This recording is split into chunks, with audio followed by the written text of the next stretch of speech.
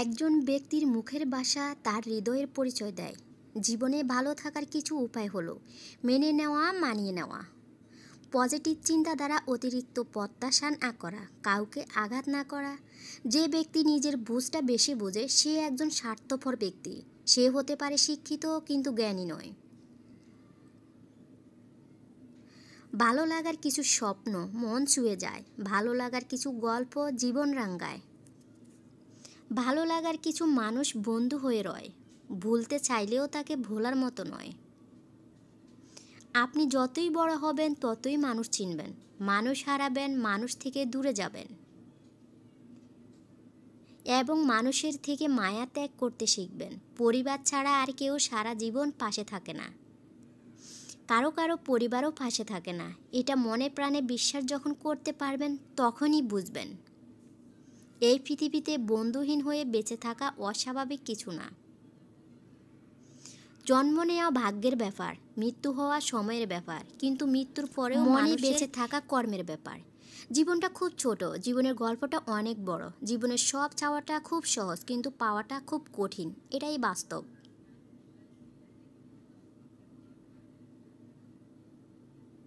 পৃথিবীতে কেউই বিজি না, আসলে সব নির্ভর করে তুমি তার কাছে কতটা গুরুত্বপূর্ণ। মায়ার এই পৃথিবীতে সকলেই অভিনয় করে, কেউ বা অপরের সাথে, আবার কেউ নিজের বিবেকের সাথে।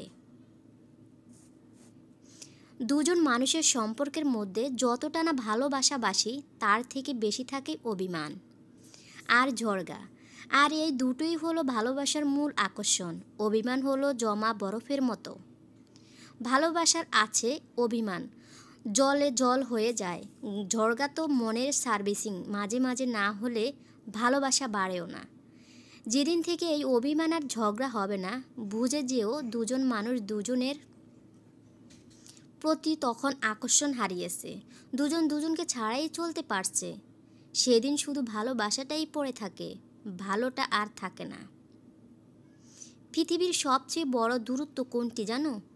না, জীবন থেকে মৃত্যু পর্যন্ত। উত্তরটা সঠিক নয়। সবচেয়ে বড় দূরত্ব হলো যখন আমি তোমার সামনে থাকি কিন্তু তুমি জানো না যে আমি তোমাকে কতটা ভালোবাসি। কেউ অন্যের খাবার কেড়ে খেয়ে খুশি হয়, আবার কেউ নিজের ভাগের খাবার অন্যকে খাইয়ে খুশি হয়। আসলে পুরো ব্যাপারটাই সংস্কার আর মানসিকতা।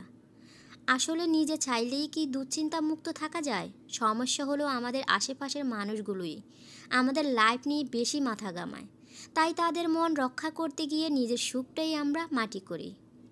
হাত তারাই ধরো যাকে সুখের দিনে তুমি ছাড়বে না, আর যে দুঃখের দিনে সে তোমায় ছাড়বে না।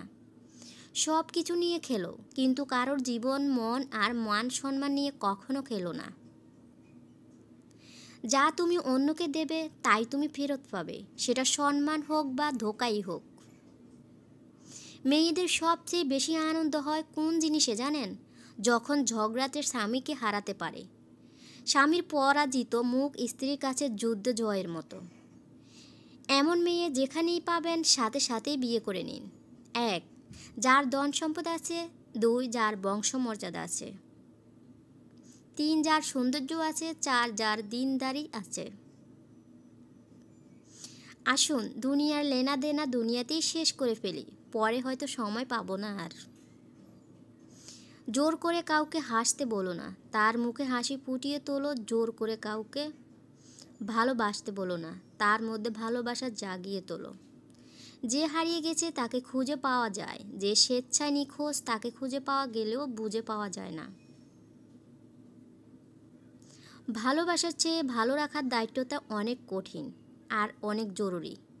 পরিবার কত ধনী বা গরিব সেটা বড় কথা নয়, তুমি কতটা সুখী, জীবন কতটুকু উপভোগ করছো সেটাই বড় কথা। যদি মুগ্ধতা নাই আসে তবে কেন মায়া জড়াবো? মানুষ তো কোনো পোশাক নয় যে ফিট হলো না তাই নিলাম না। কিছু জিনিস মেনে নিতে কষ্ট হলেও শুধুমাত্র বাবা মায়ের দিকে তাকিয়ে মেনে নিতে হয়। কিছু মুহূর্ত কখনো অতীত হয় না, কিছু স্মৃতি কখনো চুরি করা যায় না,